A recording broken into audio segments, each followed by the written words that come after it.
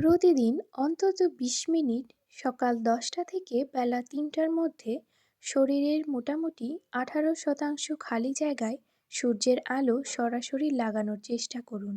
চিনিযুক্ত খাবার অবশ্যই বাদ দিন। প্রতিদিন প্লেটে পর্যাপ্ত শাকসবজি সালাদ রাখুন। ডাক্তারের পরামর্শ ছাড়া অ্যান্টিবায়োটিক খাবেন না। প্রো ও প্রিবায়োটিক খাবার যেমন টক দই, কিমচি, পান্তা ভাত, ওটস, পেঁয়াজ, রসুন, আপেল, কলা, ফার্মেন্টেড ফুড প্রভৃতি খাবার তালিকায় রাখার চেষ্টা করুন, কারণ এসবের অভাবে আপনার পেটের স্বাস্থ্য ঠিক থাকবে না, শরীরে পুষ্টির অভাব দেখা দিবে। রোগ প্রতিরোধ ক্ষমতা বাড়াতে সবথেকে বেশি কার্যকরী ভিটামিন সি, কিন্তু মাথায় রাখবেন ভিটামিন সি শরীরে জমা থাকে না, প্রস্রাবের মাধ্যমে বের হয়ে যায়। তাই প্রতিদিন ভিটামিন সি যুক্ত খাবার খান। প্রয়োজনে থেরাপিউটিক ডোজে সাপ্লিমেন্ট দরকার হতে পারে। রোগ প্রতিরোধ ক্ষমতা বাড়াতে জিঙ্ক সাপ্লিমেন্ট ভালো কাজ করে।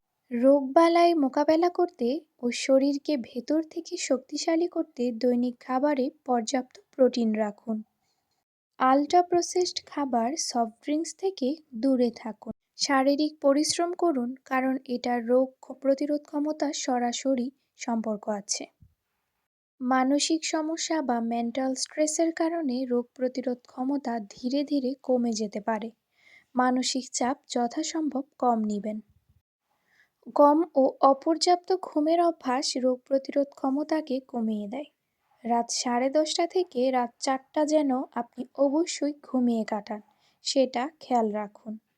ভিডিওটি ভালো লাগলে অবশ্যই সাবস্ক্রাইব করে পাশে থাকবেন এবং আপনারা যে সম্পর্কে জানতে ইচ্ছুক তা অবশ্যই কমেন্ট করে জানাবেন। আমি আমার সাধ্যমতো আপনাদেরকে জানানোর চেষ্টা করব। ধন্যবাদ।